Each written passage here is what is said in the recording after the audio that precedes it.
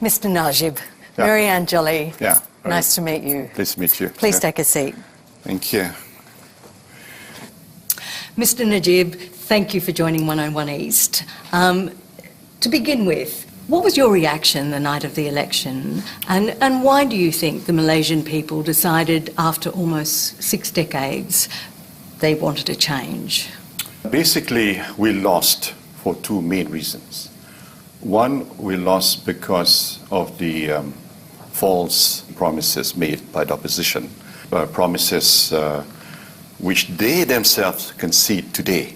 They have conceded very openly that they made the promises because they thought they were not going to win. And of course, the other one is we lost a propaganda war. The vilification of me as a prime minister then, as well as the party. It was a perfect storm, that led to the end of Barisan Nasional rule in the country. But let's go to some of those propaganda claims that were made, that you say were propaganda claims. I mean, what do you say to those who accuse your government of having been a kleptocracy, of having been involved in one of the biggest heists the world has ever seen? The alleged misappropriation of $4.5 billion from the country's sovereign wealth fund, 1MDB. Well, first of all, it's not true that our government was a kleptocratic government, because the main point was that I returned more than $620 million back. They kept on accusing me of receiving a huge sum of money, but they forgot to mention that the bulk of the money was returned 4 months after the general election. But Mr. Najib, just going to your personal accounts, that money that flowed into your account in 2013, that came directly from an account in Singapore linked to a very close business associate of Jolo. How do you explain that? Okay, there were two main sources that came to my account. One was a direct contribution from the Ministry of Finance of Saudi Arabia. That has been proven in terms of wire transfer. But according to the United States Department of Justice report, that money originated in an account controlled by Jolo, and then it went into the Saudi account, and then it flowed to your account. There are two. One was established, it came from the Ministry of Finance, Saudi. That was also confirmed by the DOJ report. If you put yourself in my position, when King Abdullah, the late King Abdullah, committed to support me, I assumed that everything was going to be done in a proper way, and I would not have any knowledge of who owns the fund. But you were the Prime Minister of this country, you were the Minister for Finance, you were also the Chairman of the 1MDB Advisory Committee. Shouldn't you have wanted to know where exactly that money was coming from? Sure, I wanted to know, but after receiving the commitment from King Abdullah and subsequent letters that were sent to me, I assume everything would be fine. Just on that matter, you have presented a letter from the Saudi prince gifting you the money, but there are serious questions about the authenticity of that letter. How do you account for the fact that the letter from that Saudi prince uses exactly the same phrases as a letter written by a very close Malaysian business associate of Jolo, gifting him millions of dollars worth of art? For example, the Saudi prince writes, "The gift should not in any event be construed as an act of corruption. I personally do not encourage such practices in any manner whatsoever." And then you've got Jolo's business associate writing to him, "All the artwork gifted to you should not in any event be construed as an act of corruption. I personally do not encourage such practices in any manner whatsoever." I mean, what do you say to people who say that that letter from the Saudi prince was fabricated, in fact written to cover up the diversion of funds into Jolo and his associates' accounts, and in fact into your own account? Well, I want to say this, that the only reason why I accepted it because I had assurance, from King Abdullah that he would support me. And the subsequent initial donations did come from the Ministry of Finance of Saudi. And I assume that subsequent donations would also come from sources connected to the Saudi. I'm not privy to letters written by Jolo in other instances, as you mentioned. But let the authorities examine it, let them investigate. And if Jolo is responsible, or anyone responsible, for siphoning of funds, then they must be held accountable. The question is, when I received the funds, was I aware of the source of money?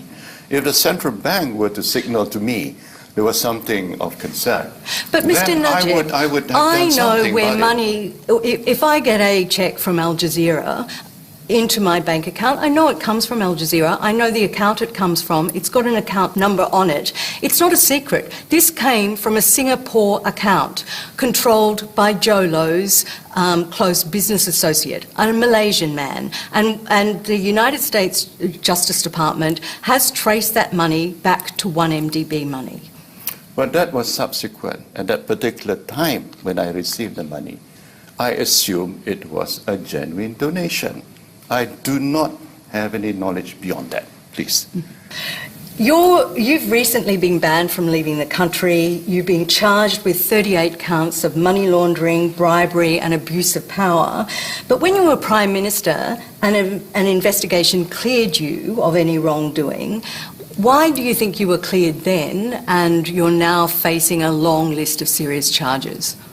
You must realize that this current government, when they were running for office, they had already made this political narrative that they were going to take action against me.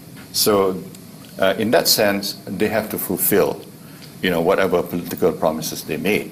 Leveling charges is one thing, but whether the evidence adduced later on will support the charges, that's another matter. So tell me, what was your relationship with Jolo? My relationship with Jolo was on the basis that he was going to promote, investment from, the Middle East. That will help us ensure that we can achieve a good strategic relationship with certain key countries. And he was very close to the royal families, particularly in UAE as well as in Saudi. So I saw him as creating value, that could help us. That was the main reason. But there are 6 investigations going on around the world into corruption related to 1MDB. What does that tell you about what went on? Yeah, there were things that went wrong in 1MDB, but don't stop at just Jolo, but get others involved as well, because there are other international figures who are probably allegedly involved. They must also, be investigated. They must also be questioned. Who benefited? Who really benefited from the whole 1MDB issue? This is what I would like to know too. Well, some people would say that you benefited. For example, that money, the $620 million that you returned back into the account of Jolo's close business associate in Singapore, $27 million worth of that was used to purchase a 22-carat pink diamond pendant for your wife. What do you say in response to that? As far as I'm concerned, there was a gift made by Sheikh Mansour. And for an international audience, could you please explain who Shah Mansour is? Sheikh Mansour is the brother of the Crown Prince, Sheikh Mohammed bin Zayed. They call him MBZ. And we know that Jolo was a close associate of Sheikh Mansour and the others in UAE. But this was a gift from Jolo and the... Let me just finish that, please. There was a gift given by Sheikh Mansour, but subsequently my wife did not receive it. So that's a matter of dispute, what's happened to the pink diamond. But let the authorities investigate.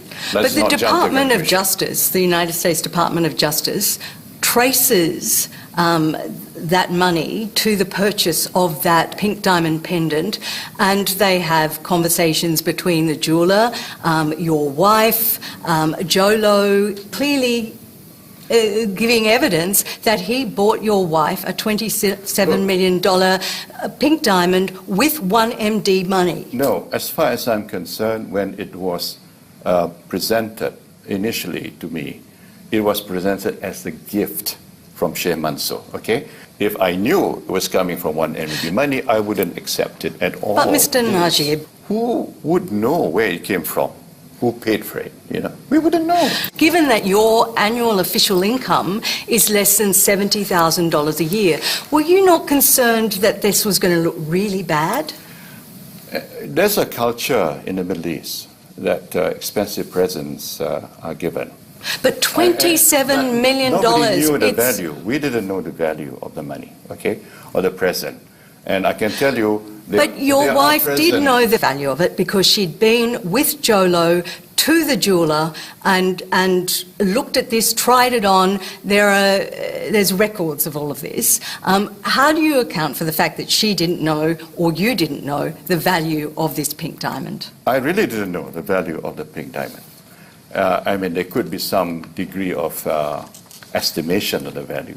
But mind you, as head of government, we have received expensive presents from other monarchs in the region. And that is their culture. And that culture is still going on. And I do know that, in other countries, of course, there is a regulation that you have to declare presents. But in Malaysia, there is no regulation. Well, I understand that there is. No, if a politician in this country receives a gift worth more than $120, then they have to declare it. That's according to the Malaysian Anti-Corruption Commission. There is no law relating to gifts from dignitaries from other countries, because I do know that my predecessors also received expensive presents. But there is no regulation for it to be declared or handed over to the government. Let's go to another member of your family, your stepson, who is a close friend of Jolo. Around 2012, more than $200 million from 1MDB funds, allegedly, was transferred into his Singapore account. He went on to purchase a $35 million condominium in New York, a $17.5 million house in Beverly Hills, and a $41.8 million London townhouse, and fund a Hollywood blockbuster, Wolf of Wall Street. What did you make of his newfound wealth, given that he'd only had a couple of jobs in banks? He'd never produced a film previously. He had no experience in that world. What did you make of his newfound wealth? He's always been a movie buff, even though... let me just finish it, please. He's always been a movie buff, and his ambition was really to go into the movies.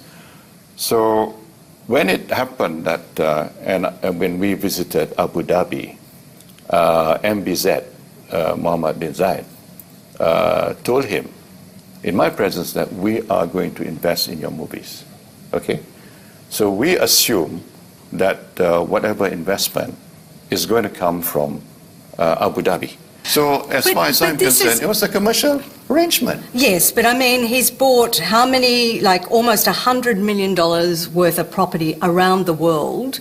That's not funding a movie, that's funding a lifestyle. Where did he get that money from? The United States Department of Justice alleges that that money came directly from 1MDB. Well, everybody assumed that the money was coming from the UAE side. Again, when you are being presented with that sort of offer, you cannot look beyond it because you wouldn't know. You just assume that the monies come from the people who want to invest. But isn't it important, as a Prime Minister of this country, to know where the money comes from so that you know that you're not going to eventually be compromised? Sure. So why didn't, it seems to me that you're constantly saying you don't know where the money came from, that yet at the same time, 1MDB was going into massive debt. No, as far as I'm concerned, I really didn't know it was 1MDB's money, because Mohammed bin Zayed, the Crown Prince, said, we are going to invest in your stepson's movie. So that was his statement. Do you now acknowledge that it must have been 1MDB money, given that the US Department of Justice has moved to seize your stepson's properties, and he's also made a settlement of $60 million? Do you now accept that he was the beneficiary of 1MDB money? As far as I'm concerned, it was civil settlement, and there is no admission of guilt. That is the position, because if you think that it was settled because it's 1MDB, it presumes that he had knowledge of the money coming from 1MDB. He had no knowledge. And I know for sure that if he had knowledge, he wouldn't have accepted it. He accepted it because it was a loan by the Abu Dhabi family to him, especially from the Crown Prince. What would you say to people who say they don't believe that? That you're covering it up? No, I mean, in all honesty, that's the truth. I mean, I cannot. There's nothing I can do if people don't believe it. But that's the honest truth, because my track record as Prime Minister, I can stand by it, because this country has developed by leaps and bounds during my tenure. Just going back to when the police raided. Can we? We're supposed to talk about the economy. We are going to, but there's just a couple of more. You're talking too much about this.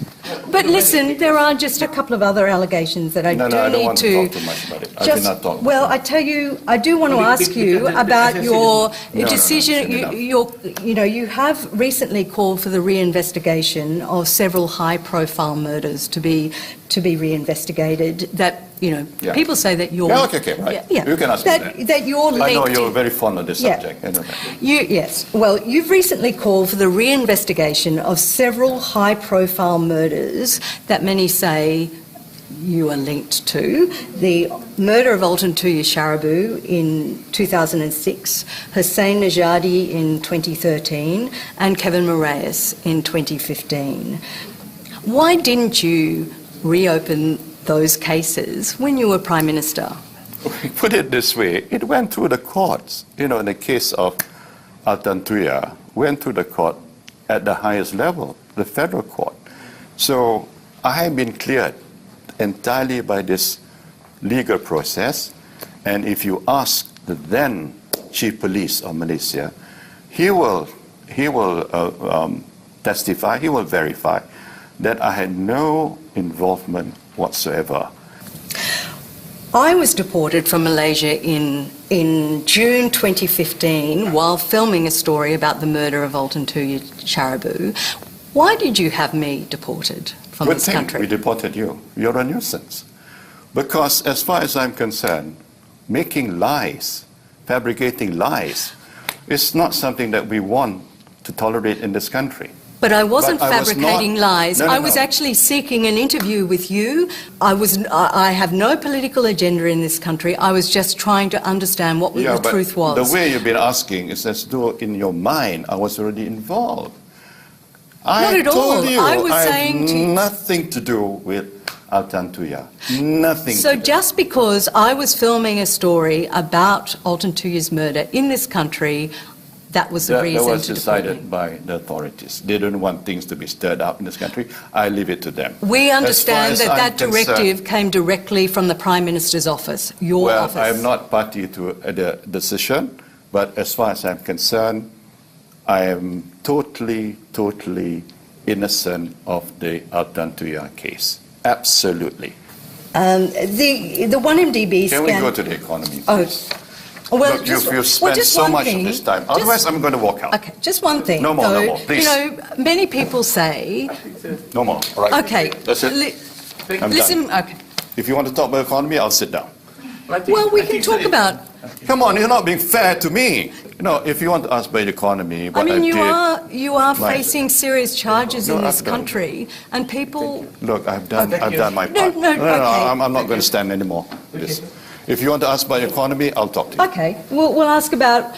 Let's talk, given what's happened to you, let's talk about your legacy Okay, we'll as talk Prime about the Minister. legacy. I'm fine. That's the last question. Okay. We'll talk about the legacy. Yeah. What do you consider to be your legacy as Prime Minister of Malaysia? I have steered the progress of this country. I'm very proud of my achievement, my government's achievement. First of all, in terms of the stewardship of the economy. For 6 years, we exceeded the growth of the 4 so-called Asian tigers: Korea, Taiwan, Japan, and Singapore. I'm proud of the achievements that I've achieved. How do you feel about the fact that the 1MDB scandal has stained that legacy to a certain extent? I regret, and I wish there was no 1MDB issue whatsoever. Jolo. Thank you. Oh, Thank no, you. no. Thank you. Can I just ask you about Jolo? Because it is important. No. That's enough. It is. Enough. Why do You're you coming think back he? to Jolo? No. Why? No. Just you. He's. Okay, But Mr. Najib, it is important because people are asking. He has been charged with money laundering and he's evading arrest. You're facing arrest. He's not. I think it's really important that you talk about how you feel about that. No, I mean, let them take action against Joe Low. I mean, I'm not in the government now. Let the government pursue him. That's as far as I'm concerned. Yeah, but why do you think he is evading arrest? He hasn't spoken out in support of you. I am not in touch with him anymore. But he hasn't spoken out in support of you. Please follow him. Please follow up with him. You want us to follow up with him? Well, do whatever you need to do. Do you blame him for any of this? Look, as I said, my position is clear. A lot of things going to court, so I think it's better. Yeah, let the process of law take its course. I think better. Let it take its course. Because a lot of things. When was the last time you communicated? Okay, it's enough. Thank you. Okay. Thank you. Thank you, Mr. Najib.